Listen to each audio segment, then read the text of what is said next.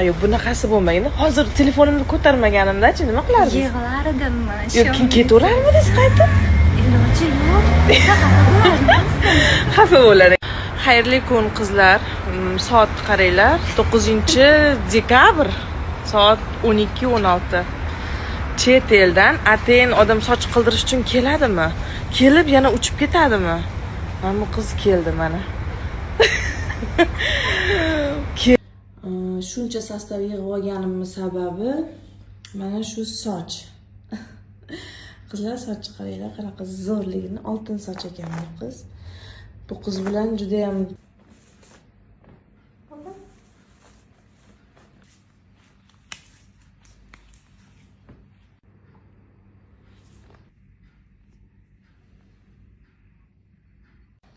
mana qizlar, ochartirilgan sochimiz.